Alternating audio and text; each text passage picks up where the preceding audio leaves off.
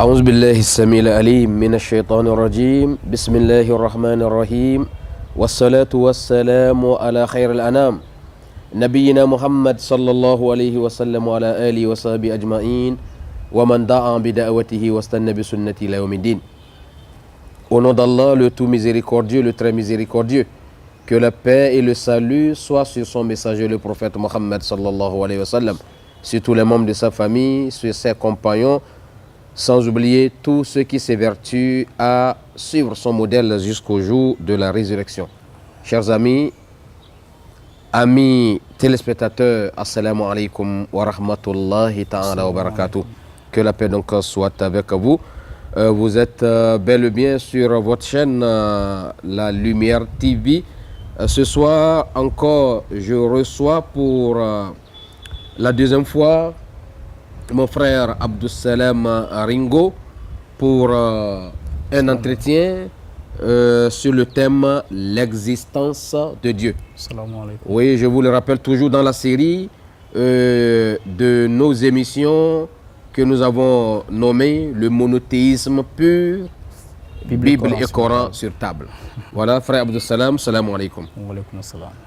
Voilà, la diversité et la complexité des systèmes inexplicables qui constituent la structure, aussi bien de l'homme que du monde dans lequel il vit, indiquent qu'il doit y avoir un être suprême qui les a créés. Il va de soi qu'à chaque œuvre correspond un auteur. Cependant, au fil de l'histoire, une infime partie de l'humanité a rejeté l'existence de Dieu. Et d'après les tenants de cette thèse, la matière éternelle et l'humanité n'est qu'une émanation hasardeuse de combinaison brute de ces éléments. Ainsi, selon eux, la question « existe-t-il une vraie religion ?» est tout à fait hors de propos, tout simplement parce qu'il n'y avait aucun Dieu pour la créer.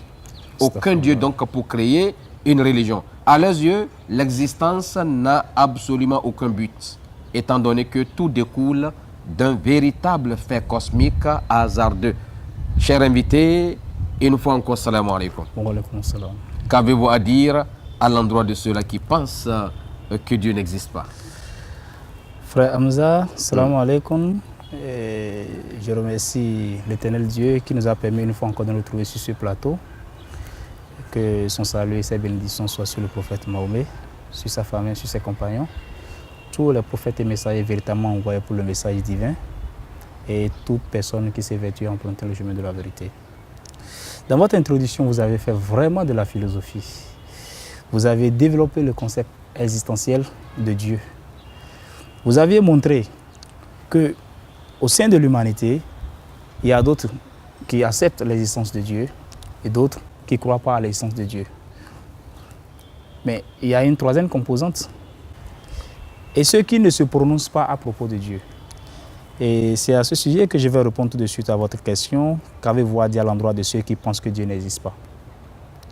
Lorsque nous regardons l'histoire de l'humanité, il est à constater que quel que soit où vous vivez, vous avez probablement constaté que dans votre environnement immédiat, il y a une pratique religieuse, un culte d'adoration à Dieu, qu'elle soit traditionnelle, moderne ou non. Et l'histoire de l'humanité aujourd'hui nous permet de retenir trois religions monothéistes, le judaïsme, l'islam, le christianisme. À tout ça, là, ça ajoute les religions païennes, les traditions qu'on retrouve dans notre environnement immédiat, pêle-mêle, surtout lorsqu'on se retrouve en Afrique. Alors, la question qu'on peut se poser tout de suite est de savoir pourquoi nous sommes sur la terre. Si nous pensons qu'il n'y a pas Dieu, si nous pensons que c'est peut-être une invention, mais pourquoi sommes-nous sur la terre? Quel sens peut-on donner à la vie? Et quel est l'avenir de l'humanité? C'est très important de se poser cette question. Et parce qu'il n'y a pas eu ce jour qui ne fasse pas nuit. On dit que la journée dure 24 heures. La partie jour et la partie nuit. Il pleut ici, de l'autre côté, il ne pleut pas.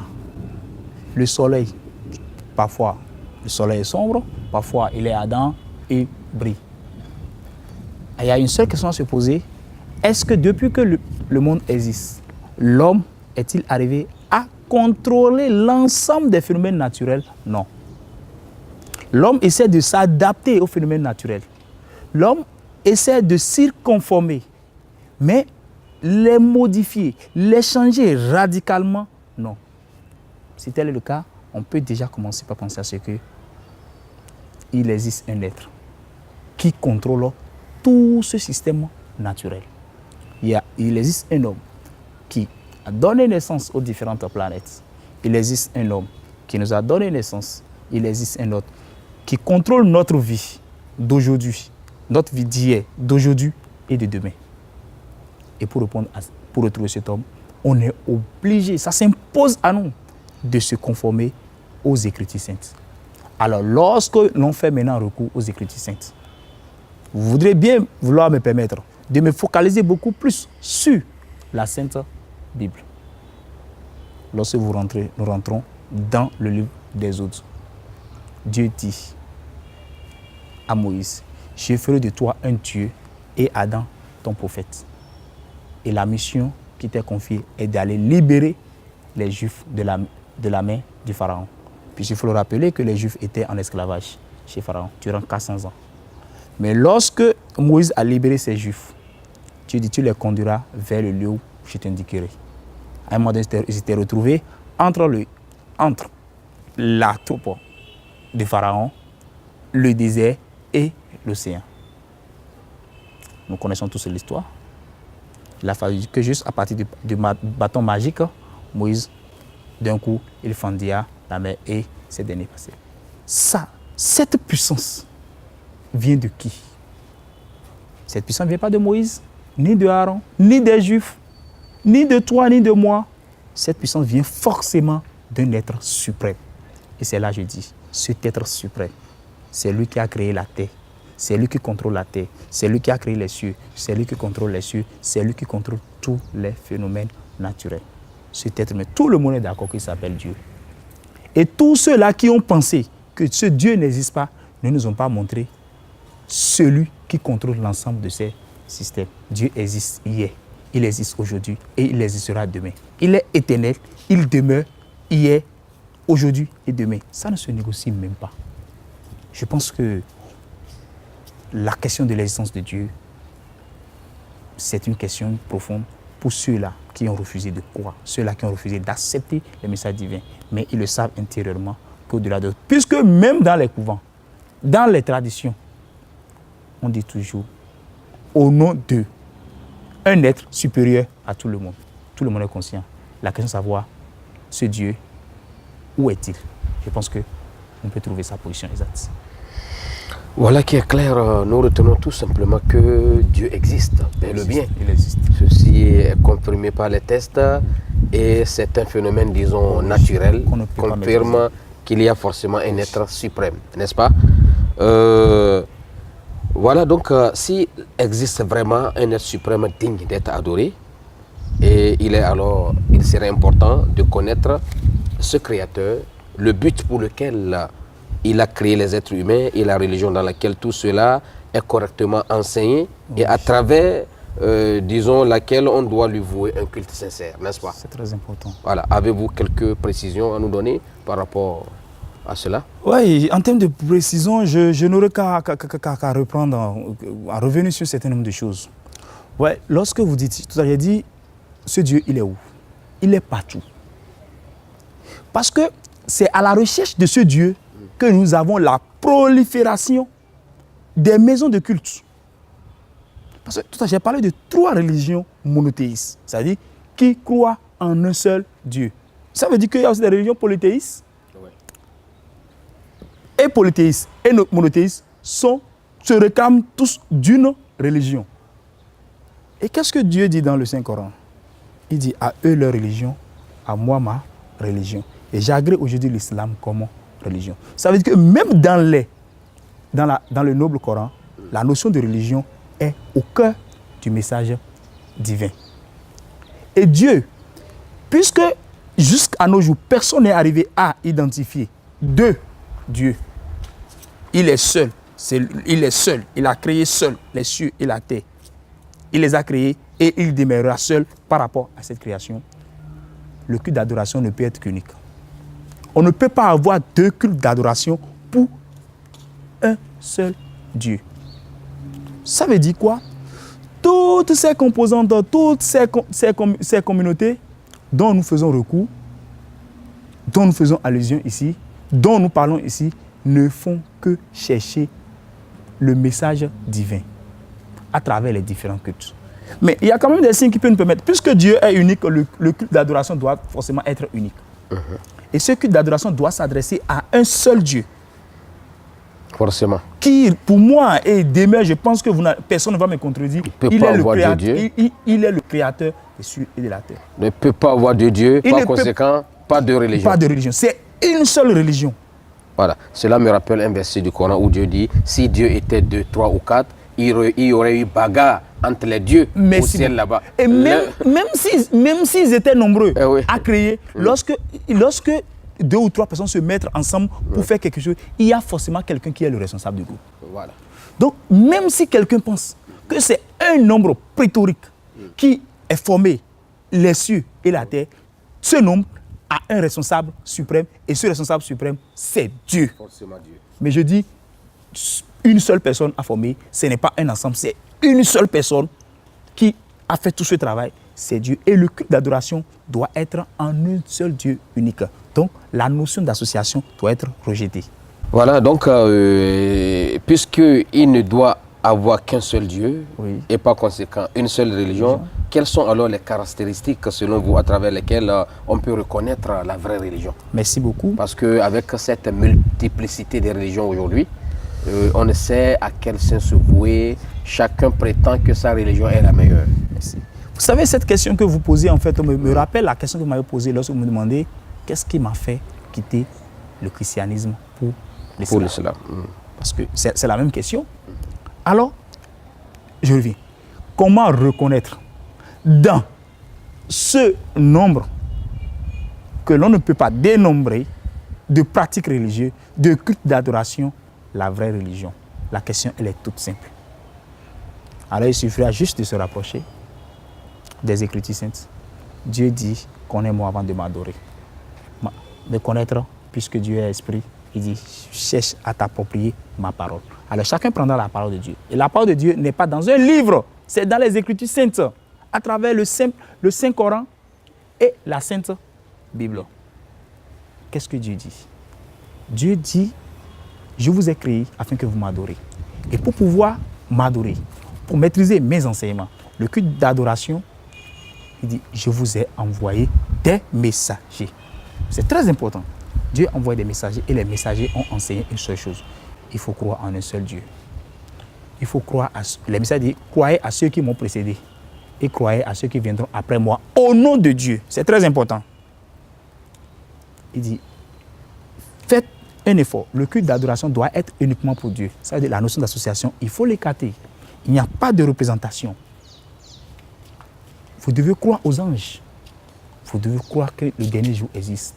Vous devez croire au destin, que ce destin soit bon ou mauvais. Parce que vous devez accepter que tout ce qui vous arrive n'est que œuvre divine.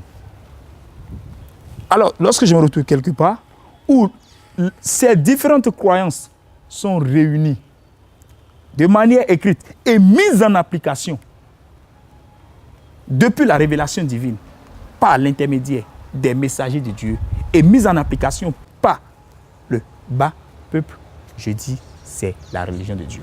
Et qu'est-ce que Dieu dit dans le Saint-Coran? Il dit, aujourd'hui, j'agrée l'islam comme religion. Dieu a déjà tout dit. Il dit, j'agrée l'islam comme religion. Vous allez me demander si le christianisme n'est pas une religion. Je dis, oui, c'est une religion, mais est-ce que Dieu l'a agréé? C'est la question qu'il faut se poser. Nulle part. Nulle part dans la Bible, dans l'Ancien Testament ou le Nouveau Testament, vous n'allez voir le christianisme comme la religion destinée à telle ou telle communauté. Ce qui est destiné à telle ou telle communauté n'est rien d'autre que les enseignements de Dieu. Et l'ensemble des enseignements de Dieu, depuis les prophètes jusqu'à nos jours, reste révélé à travers une soumission totale qui nous demande de faire la volonté de Dieu. Alors la meilleure religion, la religion agréée par Dieu, celle que chacun doit s'évertuer à pratiquer est celle-là qui nous demande de faire la volonté de Dieu. Jésus même a dit, il dit, je ne fais que la volonté de mon Père. Si Jésus, lui qui est le messager, lui que Dieu a choisi parmi son peuple pour être son messager, fait la volonté de son Père, j'ai l'obligation, moi, simple créature, de faire la volonté. Alors, on ne peut pas me contredire. L'islam nous demande de nous soumettre totalement à Dieu. Et je pense que l'islam reste et demeure la religion agréée par Dieu. Lorsque je vais dans le christianisme, on dit quoi? On dit Abraham est le père des croyants. Pourquoi il est le père des croyants? Juste parce que, en fait, c'est ce dernier qui s'est soumis totalement à Dieu. Donc, il est musulman. Il s'est soumis totalement à Dieu. Alors, toute personne qui voudrait pratiquer la meilleure religion n'a qu'à s'approprier les enseignements, le comportement, le modèle, l'exemple d'Abraham, de Moïse, d'Isaac, etc., etc. Il comprendra qu'il y a une seule religion, il y a un seul Dieu, c'est la soumission totale à Dieu. Et si je reviens en français, c'est l'islam. Alors quoi? Donc la soumission à la volonté de Dieu, Total. C'est ça qu'on retient, oui, cette étiquette qu'il faut coller à la vraie religion. C'est très important. Que ça soit la volonté de Dieu. C'est très important. Qu'on fasse. Parce que nous sommes venus donc pour faire sa volonté sur la terre. Vous savez, votre conclusion, c'est Dieu dit qu'il est très jaloux. Il dit, je suis un Dieu jaloux, je n'aime pas être associé. Ça veut dire quoi? Ce que Dieu dit doit être fait exactement comme il a dit. Il n'y a pas d'à peu près. C'est ça ou c'est pas ça? Je pense que ce n'est pas difficile. C'est très simple. Donc l'islam, le terme islam étant la soumission à la volonté de Dieu, c'est ça qui vous pousse à retenir l'islam comme étant la meilleure religion. Et ça me permet encore ça me rassure puisque c'est écrit dans le Nouveau Coran. J'agrée l'islam. Comme votre religion. Et tout le monde aujourd'hui peut interpréter, peut définir l'islam comme soumission à Dieu. Voilà. Mais d'aucuns vous diront, si vous acceptez l'islam comme étant la meilleure religion, pensez-vous que Abraham fut musulman? Pensez-vous que Moïse, Jacob, Salomon furent musulmans? Et là, il parle de la récupération que les musulmans sont en train de faire. Non, ce n'est pas fait de récupération. Écoutez, Dieu il est unique. Par conséquent, sa communauté est unique. Oui, tout à fait. Je ne sais pas pourquoi il faut faire la différence entre les autres et moi. Dieu, il est unique. Par conséquent, sa communauté est unique. Et la communauté de Dieu, c'est la communauté des croyants. Donc, comment démontrez-vous que Abraham, par exemple, soit un musulman? Je donne un exemple très simple. Un musulman, toute personne qui croit. Y a-t-il quelque part dans la Bible où Abraham s'est opposé à une recommandation de Dieu? Non. Non. Au contraire, toutes les épreuves auxquelles il a été, il fut soumis. Et chrétiens soutiennent que Abraham est le père des croyants. Parce que quoi? C'est dit, il s'est soumis totalement à Dieu. C'est très simple. S'il s'est soumis totalement à Dieu, j'ai l'impression que le terme musulman, ça gêne certaines personnes. Musulman veut dire croyant. Donc, il est le père des croyants. Donc, il est le père des musulmans. Toute personne qui ne croit pas est un mécréant. Il faut dire que ce soit clair dans la tête des gens. En français, toute personne qui ne croit pas est un mécréant. Donc, je ne leur attribue pas une religion. Je ne fais que redire ce qu'ils ont pratiqué. Ils se sont soumis à Dieu. Dieu dit fais telle chose. Ils le font et c'est simple. C'est une obligation puisque nous sommes les descendants de ce dernier. Voilà, donc qui est clair, amis téléspectateurs, nous allons, pour nous lancer à la recherche de la vraie religion, il faut chercher celle qui est conforme et à la volonté de Dieu, d'une part, et qui se soumet à cette volonté. Donc, essayez de voir à travers les religions qui vous entourent, est-ce que les adeptes de ces religions font vraiment la volonté de Dieu? C'est ce que Dieu a dit de faire qu'ils font réellement? Est-ce que c'est ce que Dieu a interdit? Ce dont Dieu a interdit, ils s'abstiennent, ils s'éloignent de ces interdictions. Ne voyons pas des gens aujourd'hui qui se disent croyants, mais ils ingurgitent l'alcool comme pas possible. Ne voyons pas des gens qui se disent croyants, mais qui se lancent dans des interdictions comme la fornication, qui font de la fornication comme une pommade. Ça ne leur dit rien. Ils sont les adeptes de ce Voilà. Ça veut dire que s'ils ne se conforment pas à ces interdictions, comment veulent-ils qu'on les prenne pour des soumis? Amis téléspectateurs, je vous invite à une petite pause le temps de souffler un peu et on revient sur ce plateau, Inch'Allah. Lumière Télévision, illuminez votre vie. Le cerveau humain est la fenêtre à travers laquelle l'homme aperçoit l'univers. Exactement. Même regard, même mission, rien que de vous servir. Où que vous soyez, restez branchés avec nous. Nous sommes une chaîne, un canal et une fréquence. Restez branchés avec nous, car à très bientôt avec vous et chez vous. Nous allons effectuer une descente qui ne vous coûtera rien que la volonté pour illuminer votre vie. Pour vous et avec nous, l'essentiel sera facilement perceptible et assimilable à travers une grille de programmes riche en couleurs qui vous sera bientôt présentée par des professionnels dans les domaines ci-après. Chers amis téléspectateurs, chers frères et sœurs en islam et en humanité, nous sommes de retour sur ce plateau, toujours avec l'invité du jour, le frère Abdussalam Ringo. Pour terminer, disons, la suite de notre entretien en ce qui concerne l'existence de Dieu. Cher frère Abdussalam, vous avez eu à nous démontrer bibliquement et disons logiquement que Dieu existe. Personne ne peut venir nous dire que Dieu n'existe pas. Ce serait insensé de penser que Dieu n'existe pas quand on regarde le monde et son contenu, quand on regarde le système solaire et tout ce que ça contient, comme mouvement répété, tout ça là, ça confirme qu'il y a forcément un Dieu. Maintenant, si un Dieu il y en a, il faut chercher à le reconnaître, n'est-ce pas? Et pour le reconnaître, il faut aller vers la vraie religion qui va nous conduire vers Dieu. Là, vous avez dit qu'il faut chercher d'abord les Écritures saintes. Et que ces Écritures saintes, il va falloir les mettre en pratique. Ce sera là la vraie religion de Dieu. À présent, la question que j'aimerais vous poser, c'est que dans le Noble Coran, je lis, et je comprends que le Coran stipule qu'à l'exception du prophète Mohammed, sallallahu alayhi wa sallam, chacun des messagers a eux aussi paix et salut, suscité pour l'humanité, y compris Jésus-Christ, a été envoyé ou bien aurait été envoyé pour une nation donnée. Pouvez-vous donc nous démontrer bibliquement cette affirmation? Donc, et tout messager qui a été envoyé en dehors du prophète Mohammed sallallahu alayhi wa sallam, a été envoyé pour une nation donnée. Donc, ce n'est pas un prophète universel. C'est le prophète Mohammed seul qui est universel parce que confirmé dans le Noble Coran. Est-ce que la Bible aurait confirmé quelque part comme quoi Jésus-Christ a été envoyé pour l'humanité tout entière? Jésus-Christ a envoyé pour l'humanité tout entière, le prophète Mahomet a envoyé pour l'humanité tout entière. Oui. Il n'y a pas deux humanités, il y a une seule humanité. Et lorsque l'on se réfère à la Bible, avant de venir au niveau du Coran, je préfère vraiment rester dans la Bible pour répondre à cette question. Oui, oui, parce que vous vous sentez bien dans la Bible. Oui, je sais dire, j'ai le plaisir de restituer, j'ai un plaisir de comprendre que cette religion que j'embrasse, l'islam, a beaucoup d'indices dans la Bible. Je suis vraiment très heureux. Je voudrais vraiment que tous ceux qui sont musulmans, tous ceux qui sont croyants, soient d'abord fiers d'être sur ce chemin. Jésus-Christ, il fut l'un des grands messagers, l'un des grands prophètes de ce monde, l'un des grands messagers de Dieu. Voilà, vous parlez toujours, vous mettez un accent sur un messager. Un grand messager de Dieu. Hein?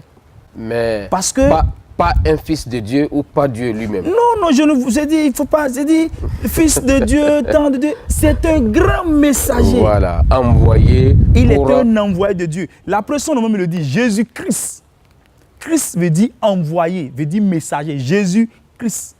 On peut dire Salam Christ, on peut dire Hamza Christ, on peut dire Idriss Christ. Mais puisque pas, Dieu ne nous a pas envoyés, nous on n'est pas Christ.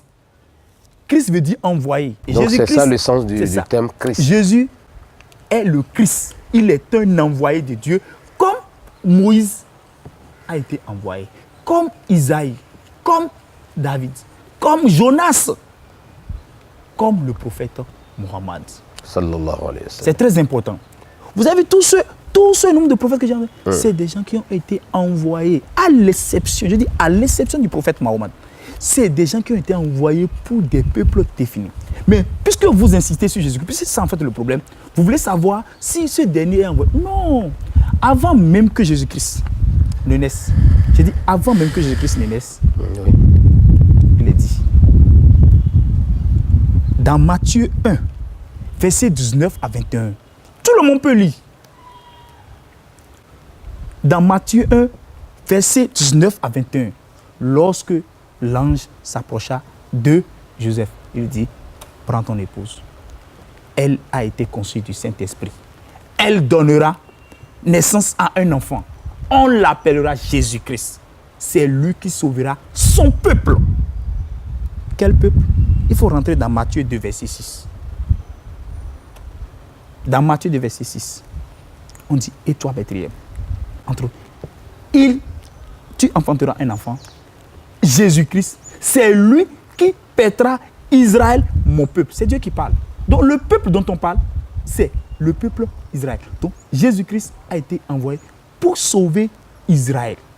Il faut l'avouer, Israël, c'est le peuple élu de Dieu. Tout à fait. J'appelle ça en fait l'échantillon représentatif pour l'un des grands messagers. C'est très important.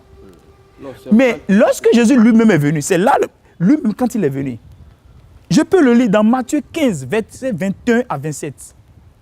Je parle de l'histoire de la femme cananéenne. Tout le monde peut le lire. Matthieu 15, versets 21 à 27. Je lis entre autres. Jésus dit, je n'ai été envoyé que pour les brebis perdues de la maison d'Israël. Vous suivez? Je n'ai été envoyé que pour les brebis perdues de la maison d'Israël. Et l'histoire continue. Il dit, il ne faut pas prendre la nourriture des enfants et donner aux chiens. C'est que la femme réclamait de la nourriture? Mais la femme cananéenne demandait en fait à Jésus-Christ de lui venir en aide pour son enfant en fait qui est possédé lors de l'évangélisation.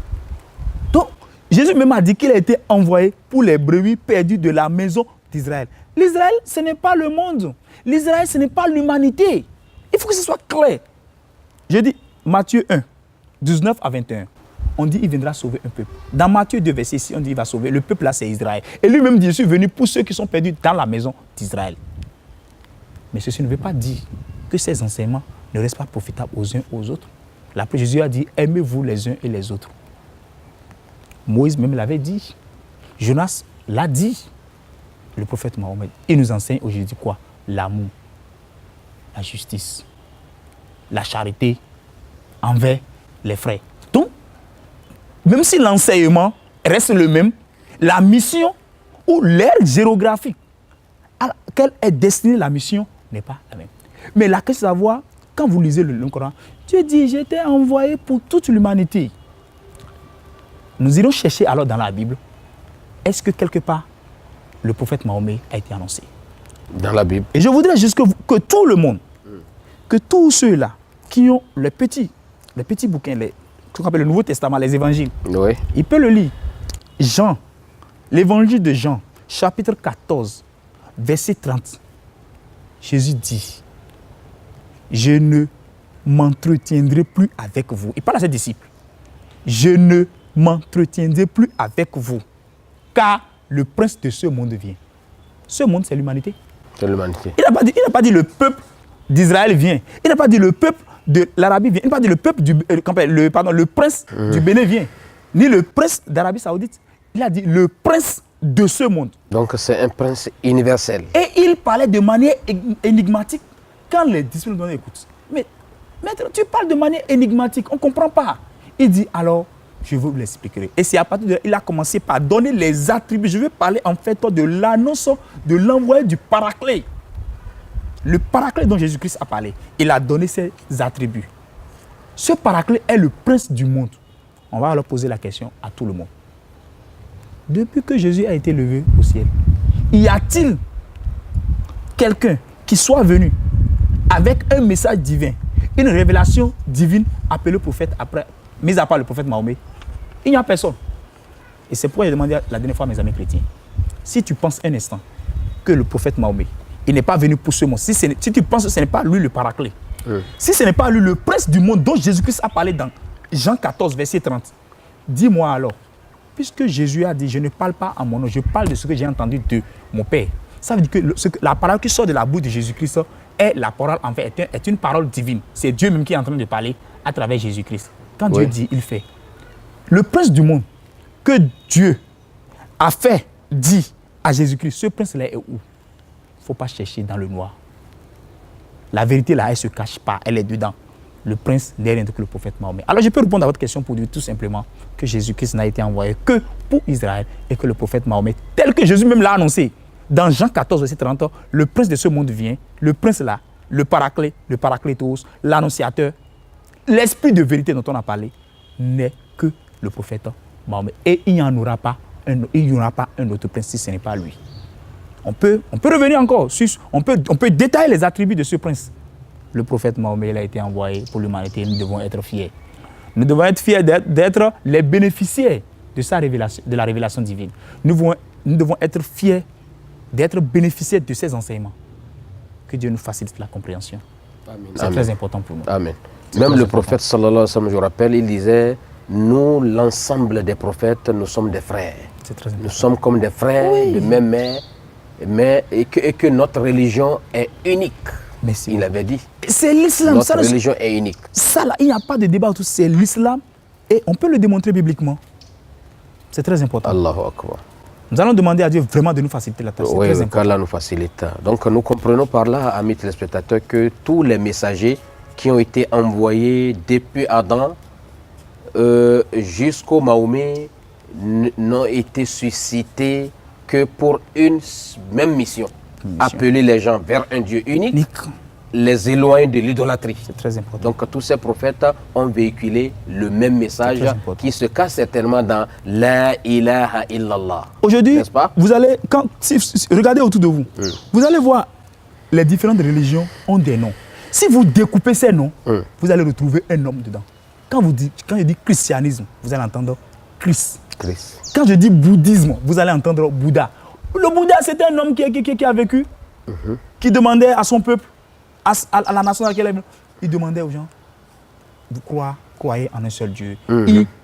Il les instruisait sur le chemin de la Donc vérité. c'était un homme vertueux en son temps. Mais si, mais quand il est parti, on a transformé. En fait, on a transformé ces enseignements en une communauté où on a développé le tout autour d'un concept religieux. Et aujourd'hui, tu entends, on dit le bouddhisme. C'est devenu le christianisme. Le christianisme. Oui, oui. Mais Dieu merci. Même le judaïsme. Judaïsme. Ça cache le nom de Judas, n'est-ce pas? Dieu merci, jusqu'aujourd'hui, ils n'ont pas encore dit le muhammadisme ni le mahométisme. Ils ne le disent pas. Ils disent toujours l'islam. Ils disent oui. S'ils pensent que le prophète Mahomet lui-même a créé une religion, comme ils ont fait créer une religion, le christianisme, au nom de Jésus-Christ, ils auraient dit eux-mêmes le muhammadisme. Mais ils disent toujours l'islam, qui veut dire en français facile, soumission à Dieu, qui veut dire la paix. Et ça, ils ne le diront jamais puisqu'ils sont conscients. Dans leur cœur, ils le savent. Ils ont créé une religion, ils ont créé un concept, ce qu'on appelle le christocentrisme autour du christianisme. Que Dieu leur pardonne. Donc on essaie d'interpréter la Bible suivant vous aviez compris la doctrine de ce qui a été créé. Le meilleur enseignement est là, c'est l'enseignement divin, c'est dans la Bible. Je dis l'enseignement est divin et c'est dans la Bible. Maintenant, ils essaient de développer des concepts à eux en se focalisant vraiment sur cette Bible. Ils donnent les... Et c'est cet enseignement qui a été perpétué. Aujourd'hui, quand vous prenez le chrétien, il a du mal à se défaire. Il a du mal à se défaire de ce qu'il a entendu durant des années. Et c'est pourquoi je demande toujours, je prie toujours, que Dieu leur facilite la tâche. Que Dieu touche les cœurs. Que Dieu les oriente. Que Dieu les sorte des ténèbres. C'est très important. Amen. Et toute personne qui prie, que tu sois musulman ou chrétien, nous devons prier Dieu pour qu'il touche les cœurs. Ils sont déjà ce que j'appelle en fait robotisés. Aujourd'hui, pour les formater, c'est un peu difficile. Ce n'est pas facile, c'est vrai. Monsieur Hamza, même moi-même qui vous parle, ça n'a pas été facile. Je me pose la question seule, je cherche durant des jours la réponse seule et j'essaie de contrarier ces réponses avec tout ce que j'entends.